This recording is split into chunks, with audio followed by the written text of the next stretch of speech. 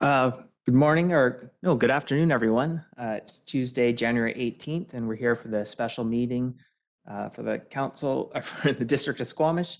And I'd like to welcome you to Squamish Nation unceded and traditional territory, Alan Squalin, Quist, Licknamatla, Squamish, Okmeo. I am going to be starting the meeting. Mayor Elliott will be joining us shortly, but I'll be filling in until then. With that, would someone like to move adoption of the agenda? Councillor French, second by Councillor Herford. Anyone opposed? Motion carries. So our first item of business is a high-level update on the Squamish Squamish Constellation Music Festival to introduce council to the aspirations of the festival as we hopefully start to emerge from COVID. So I will. Eric, can you turn on your camera? Yeah, excuse me, Chair. I'm not able to get my video started. Technical issue. Okay, well, we can see you here and you're on the mic, so we will proceed and then hopefully we can get you some video help. So I will turn it over to former Mayor Heintzman to, I guess, start things off.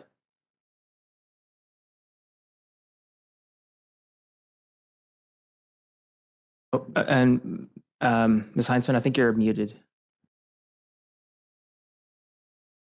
There we go. Thank you very much, Councillor Pettingill.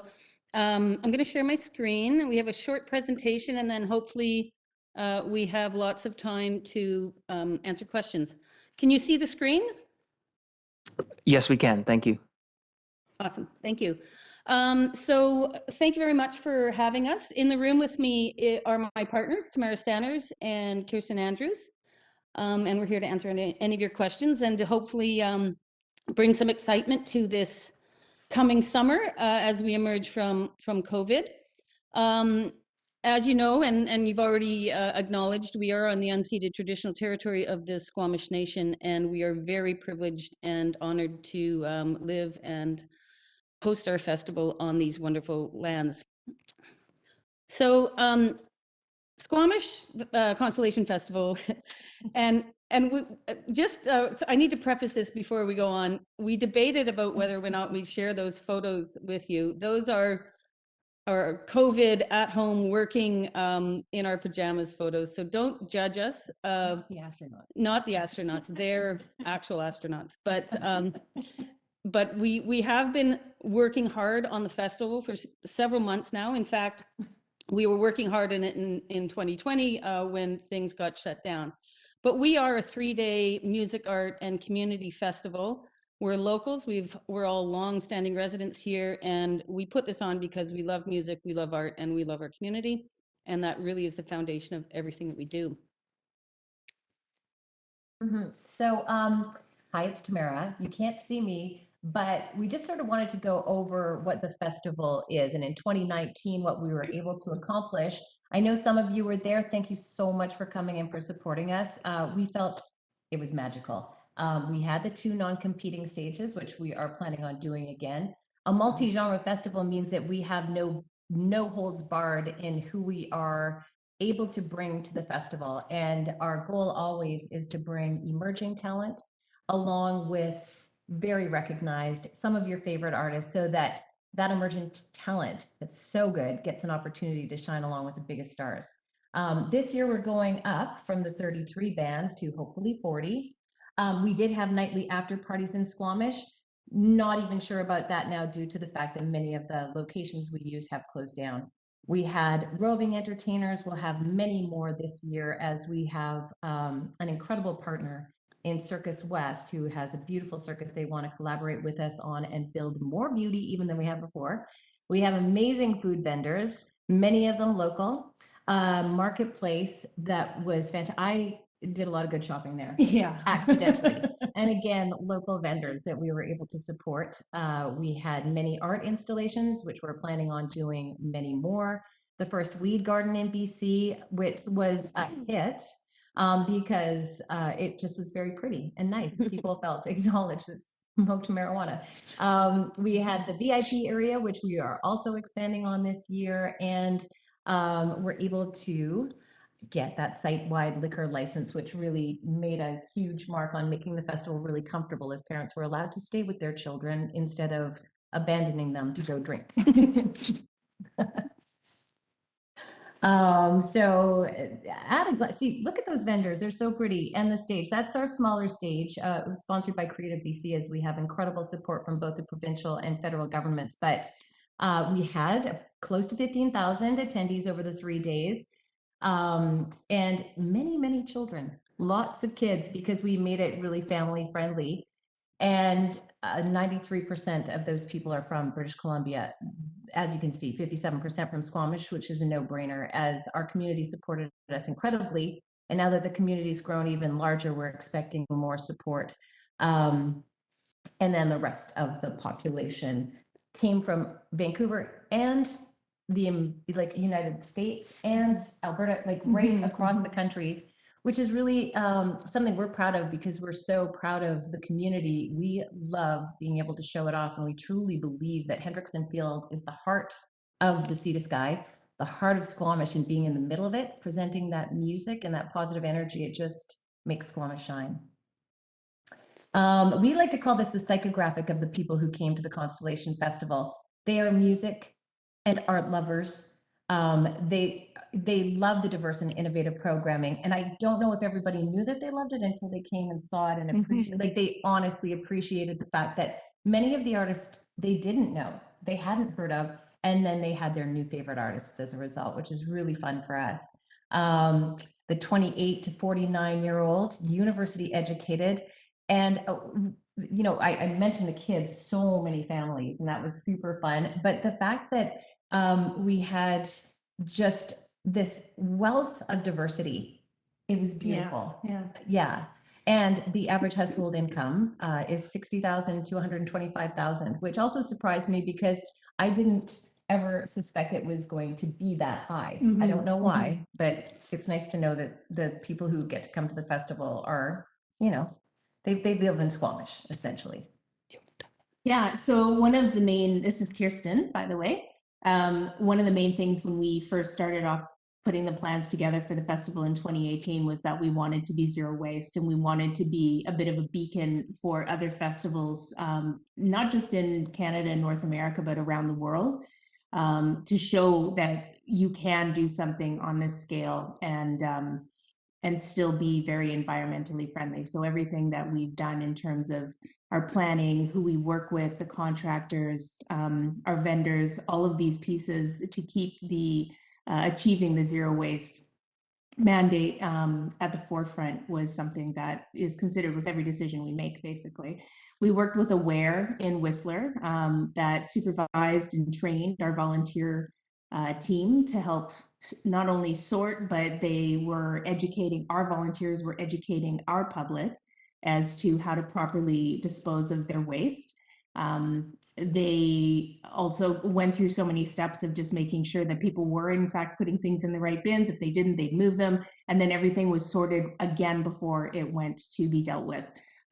So we achieved a 94% diversion rate, which was we were told unheard of. They couldn't believe for a first time event that we had succeeded so far. And I think you just have to be 80 or 82% of a diversion rate to be called zero waste. So we know that we can still improve on this. And we're excited for the challenge of doing that. Oh, they're so cute. Tamara, do you want to speak to this one? Yeah, so we had the 2020 festival planned. The lineup that Kirsten had come up with, that we came up with, it was incredible. And, as we know, COVID took us all by surprise, and we had to put the brakes on the festival at that time. And we thought that we could move that festival and all of the planning that we'd done for 2020 and just honestly pick it up, move it a year, and put it into 2021. And as we all know, that wasn't a possibility. So all of the planning that we did for 2020 and 2021 was wiped out, and we had to start from the drawing board, just go right back to the beginning again. Many of our producers, many of the vendors had to leave the business, which was devastating to all of us. So to be able to come back in 2022 is not only our vision, it's a vision that I know both the province and the federal government hold really as one of their mandates, because it not only brings community back together and supports the artists, but it also is an incredible economic generator for the tentacles spread so far, and I think it's difficult for us to say just here, but as you can see with this many people and the needs that they have, and then the production equipment and the rest of it, from marketing to the tourism aspect,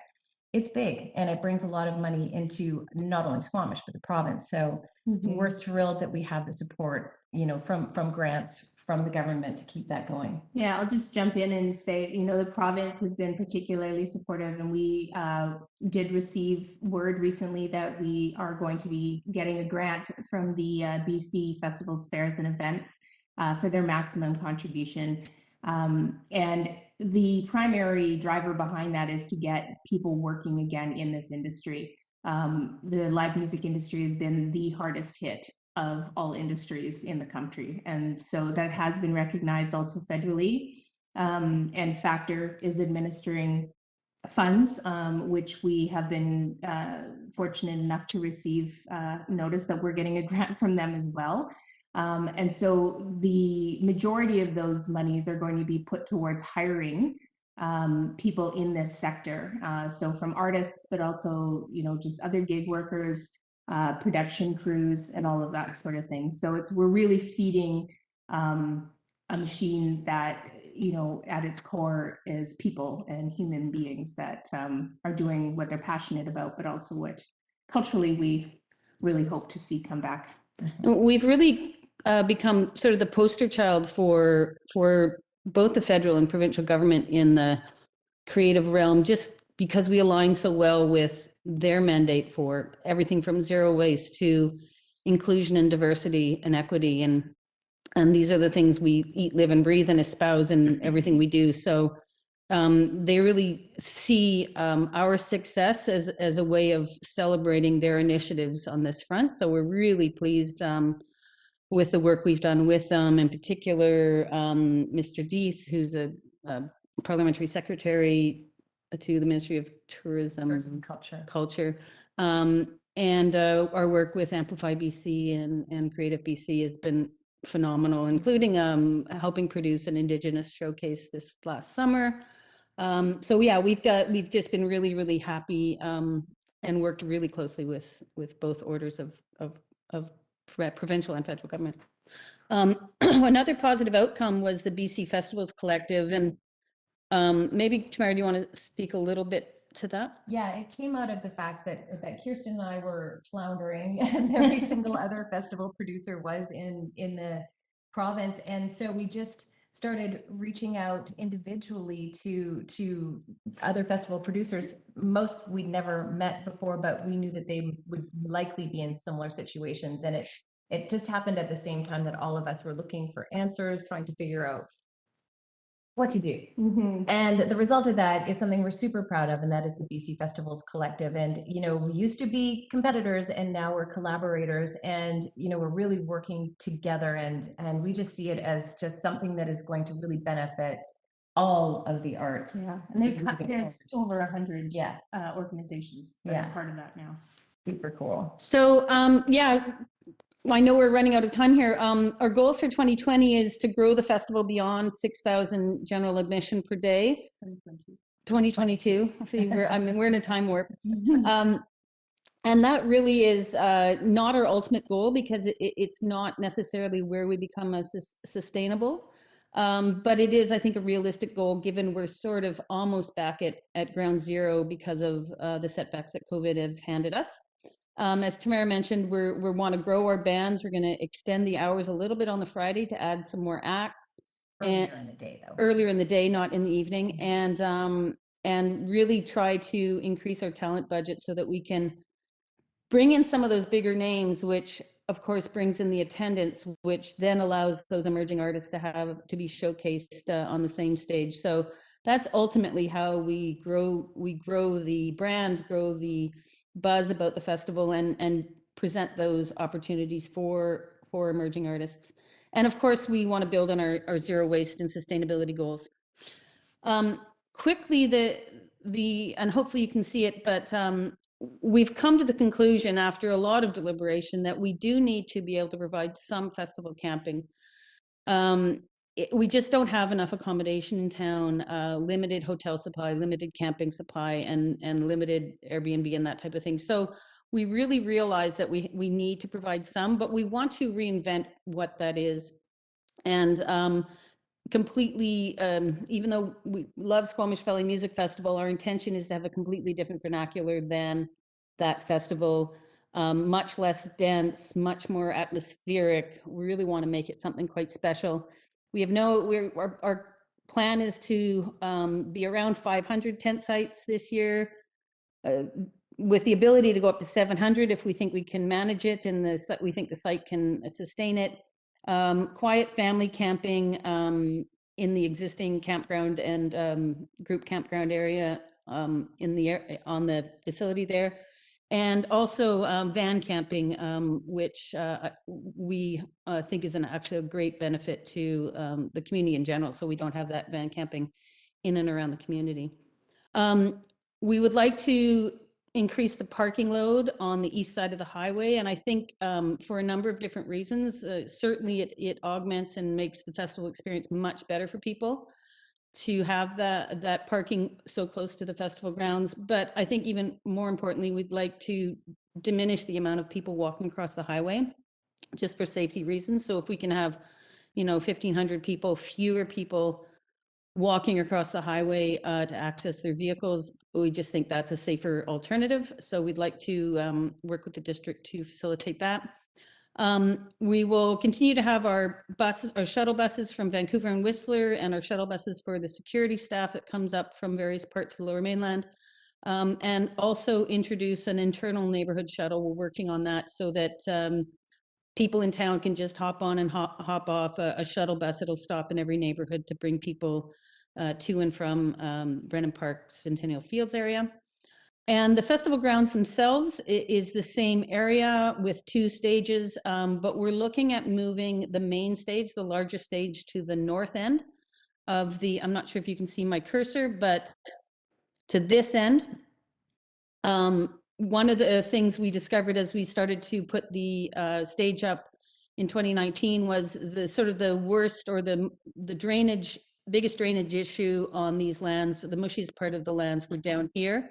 And so literally day of setup, organizers ran out and bought every piece of plywood in town and did our best to minimize any impacts over there. But we think by moving the main stage up onto this more graveled area up here and having many of the access vehicles come in on the gravel, we can really reduce any potential impacts on the festival grounds. This area of Finch is cordoned off anyway. It was last year. So the entrance, we still have to figure out if there's enough space, but we think there is to have the entrance off of Finch instead of off of Loggers. And that ideally will limit the amount of people actually walking on Loggers and keep that a little safer. This is an internal trail network, as you know, that would connect camping. And then we're proposing a bus loop up in this area near Brennan Park. However, we may explore with staff the possibility of having the bus loop down here or a little bit closer to the main gate, but those are discussions we can have with staff as we move forward. Community engagement obviously is a huge part of this, and we'll be engaging directly with the Loggers Lane neighborhood to make sure that they're considered in everything that we're planning and doing. And of course, we're working with a number of user groups and community organizations on a variety of different collaborative initiatives in the community. And of course, community engagement is a much bigger piece of this whole thing, but it's also fundamental to how we want to do things. So that is a big part of what we'll be doing over the next couple months. This just sort of gives you a bit of a snapshot of the growth projections we're hoping to see in the next 4 years. And ideally, we exceed these, but we think these are fairly realistic. As you know, we announced in December our first headliner, Sarah McLaughlin, who is just a lovely angel. We can't express how much love and admiration we have for her, and so excited that she's going to be part of this. As you know, she did Lilith Fair, which was a huge movement, female talent movement, gosh, 15, 20 years ago now. You see, if I just might add something about that, she had been approached by other investors to start something that went along the lines of Lilith again, and chose not to because she didn't think it was the right time. She's super careful about what she involves herself in, and she came to us and offered her services to us because she believes in everything that we believe in, and we couldn't be more grateful. She also allows us credibility immediately to work with other artists. And yeah, so we're hoping to have early bird sales in February, and then have the lineup by late March, early April, all settled. So things will be rocking and rolling by then. One of the things we've been sort of keeping ourselves busy with is what we call the Little Dipper concert series at the Brackendale Art Gallery. We've, I guess in theory, hosted 4. We started this just before COVID hit and had hosted one concert, the matinee there. It was a phenomenal event. We had a couple more concerts scheduled, and COVID closed everything down. And we reinvigorated that in October. I guess we tried to reinvigorate it in October. Had a hiccup with capacity issues and public health orders, but then started up in earnest in November and have had 3 concerts so far. We are back at 50% capacity. However, this Saturday we do have Said the Whale, which is unbelievable. And maybe I'll have Kirsten and Tamara talk to that, but it's a rather unique situation.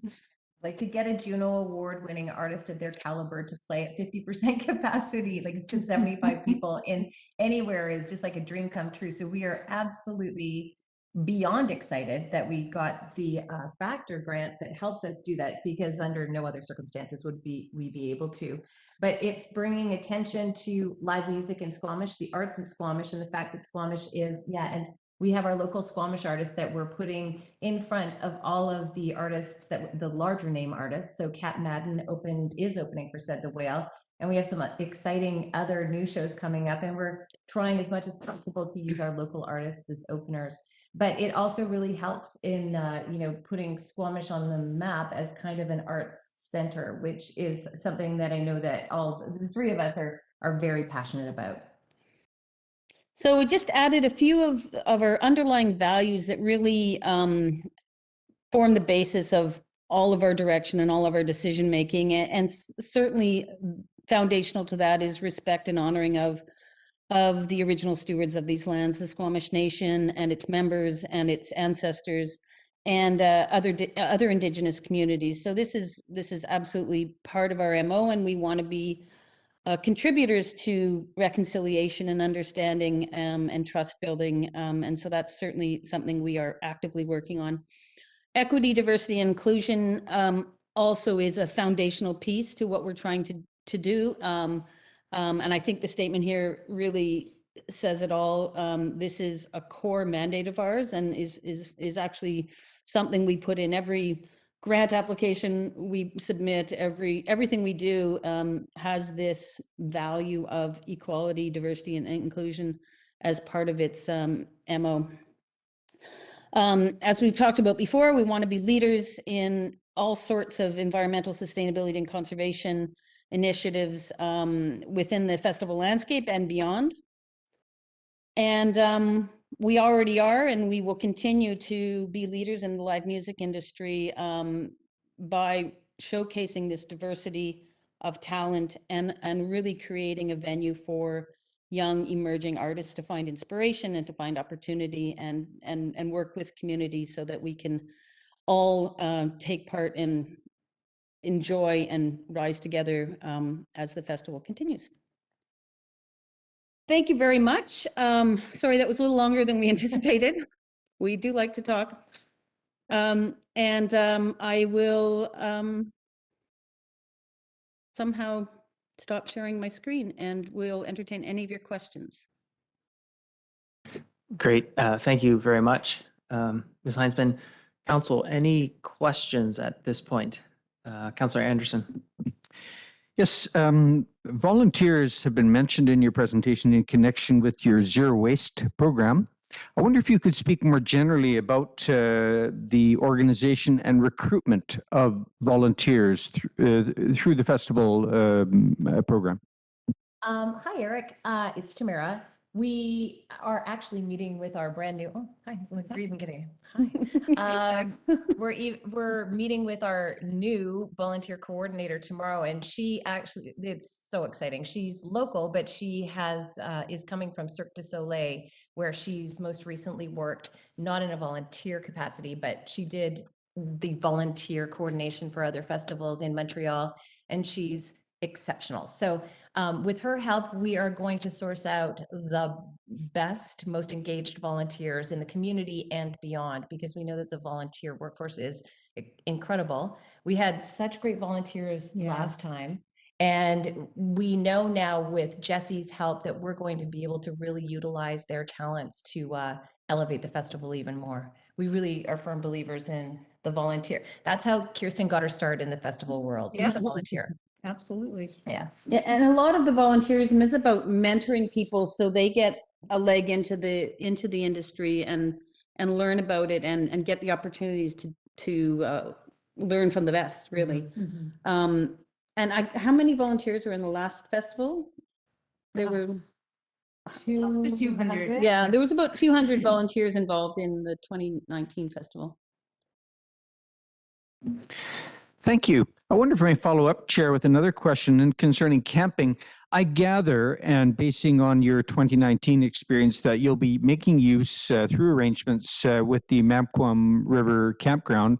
I wondered whether there was also some possibility of use of the Legacy Park, potentially through negotiation with their managers, as it's relatively close by. Maybe there's room for 50 tents. I'm not sure. Just wanted to put that out there as to what other adjacent campground opportunities there may be for your program. That's a good Yeah, no, we have thought about the Legacy one, and I went in there actually about 2 months ago and thought, yeah, somewhere between 35 and 50 tent sites might be in there. What we think those can be used for is more of our volunteer force. We need and also staff camping too. So the Mampquam campground, we're gearing towards our staff. We're looking and volunteers, and places like the Legacy Park will be also sort of utilized in that realm, and less so for actual festival goers. And we do this for a number of reasons. We don't want to impact the neighborhood, and we think workers and volunteers are going to be going in and out more regularly and perhaps more civilizedly. Is that a word? Civilly. But yeah, we did think about that. We haven't laid it out or measured it out to see exactly how much capacity there, but it's a great suggestion, Councillor Anderson. Thank you. Thank you. Okay, any other questions, Councillor French? Thanks, Chair. And just on that same thought of camping, will you refresh my memory on what the camping scenario was for 2019? Was there any camping at Brennan Park at that time? So There we- was, yeah, go ahead. we had partnerships with Chigai and with Klahani, and so we basically ran shuttles to and from those locations and did camping with those facility operators, but nothing at Brennan Park. It wasn't our intention. We didn't want to oversee camping. It's come as a necessity. Yeah, and maybe I'll just speak a little bit more to that. I talked about a little bit in the presentation. With our demographic of, let's say, 22,000 people, and with the majority of the people that we need to grow into being on the Lower Mainland, we do need to figure out how to accommodate more people locally. We don't want people driving up and down the highway every night, just from a safety and sustainability point of view. And our town just doesn't have the accommodation. So we kind of begrudgingly have come to the conclusion that we need to manage some degree of on-site festival camping. But we really don't want it to be typical. We want it to be exceptional. So Just to give you some context and not to denigrate the Squamish Valley Music Festival at all, but in the first couple of years when they were on the Brendan Park lands for camping, in the same area we're proposing 500 to 700 tent sites, they had 1,900 tent sites. So we're looking at something very much different than Squamish Valley Music Festival. Our psychographic or demographic is quite a bit different, and we want to create sort of different experiences within the camping, both quiet family camping and those types of things. So it's a bit of a necessary evil, and Tamara keeps reminding me not to use the word evil because it's going to be beautiful. But it's not what we would prefer to do. We sort of see it as a necessity to build the festival into that 7,500 plus realm of people that actually allows us to accomplish what we want to accomplish in terms of talent and opportunity, but also bring us to a point where we are sustainable financially, sustainable on a whole bunch of different levels. And so it's a bit of a necessary opportunity. Yes. And one more, Chair, if you'll indulge me. Your numbers are indicating 12,000 is a preferred top end, with 15,000 being the max. And is that figure of 15,000 a permanent top end, or are you envisioning maybe a few years down the road you come back with maybe we can do 20,000? At this point, it's a permanent top end.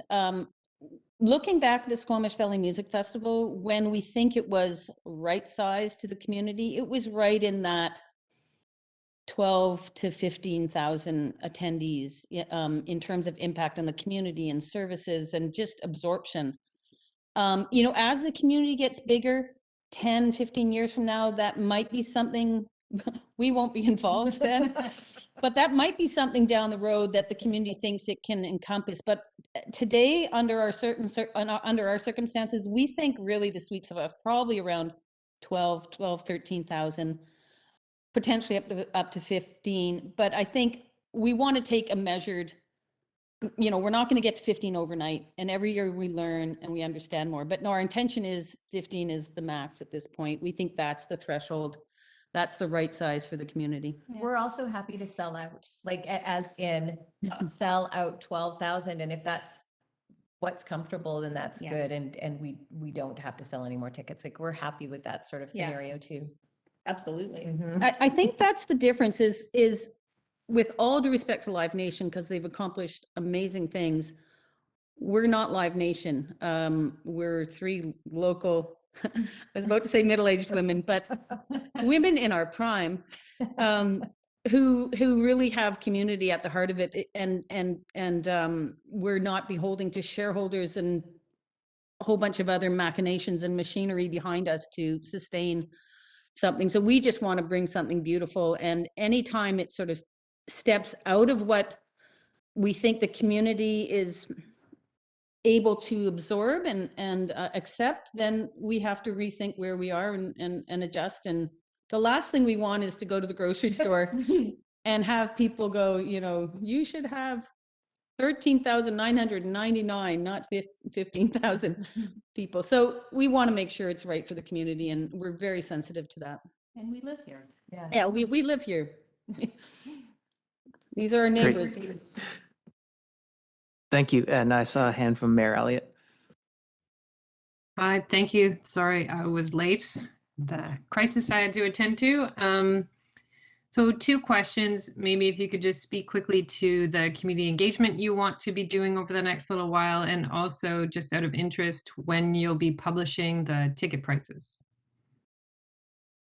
Yeah, so I'll do community engagement. Maybe you want to tackle ticket prices. So really our main goal in the next month is to start to engage the Loggers Creek neighborhood to talk about the festival and how we can make sure they're being considered in what we're doing. And we'll do that through a number of different means. It'll be door-to-door stuff. It'll be as much as we can, whether online or in person, gathering together and discussing issues with them. A big part of what we're doing too is trying to engage a variety of different community groups in how they get involved in the festival, whether it's running the bike valet or a variety of other opportunities within the. So we'll begin having those conversations as well. And then the user groups that are on, within the Brennan Park area, whether it's the soccer users and the baseball, we'll be engaging with them too to make sure we're understanding their perspective as we move forward with plans. We also have an incredible advisory council that's made up of some super high level Squamish residents who can guide us and help us with all kinds of outreach programs, and just they also keep us on our toes and make sure we're thinking of everything, which we totally love. But yeah, we've got a really cool advisory council. Mm-hmm. And to answer your question about tickets, as Patty said earlier, we're hoping to do a pre-sale likely mid-February. It's just pieces that we have to work out with our marketing team and our ticketing manager. And that is a pre-sale that doesn't have a lineup attached to it. And then when we announce the lineup in March, the ticket price will go up insignificantly is the word I was looking for, a little bit. And people will have the opportunity to buy weekend passes at that point, and then single day passes will be put on sale probably in early June. Yeah, and we're still working on the final price just because all the vendors and all the costs and all the added costs of COVID, we're still working through all those technical logistics and everything and trying to figure out where the ticket price actually falls exactly. But because everything has increased. Everything is increased. Like if we had to go and buy every piece of plywood in town, it would bankrupt us this year. So we're pricing everything out right now and finalizing our budget, and that'll determine the exact ticket price. Yeah, and tickets aren't going to, they don't pay for what, we think we need everything to be paid for. So we do really rely on the extras, like, the food and beverage sales and vendors and things like that. Sponsorship's a huge one. Mm-hmm. Yeah. So it's, finding that sweet spot for what the customer can manage, and also still being able to pay for all the things that we need to, because all the costs have gone up for staging, all the production, all of it. Just as a quick example, the ticket sales that we did for 2019, the amount of money we were able to make through ticket sales paid for only our artists, period. So everything else that we had to use to produce the festival had to come from other sources. Thank you, Chair. Okay, great. Thank you. I'm not seeing any more hands, and we're a little bit over time. So just say that I'm really excited about getting back to right-sized live music. The pictures just make me wish for summer and live music. So it's exciting, and I'm sure lots of further discussions with council and staff. And thank you very much for the presentation. Thank you for your time. Thank you so much.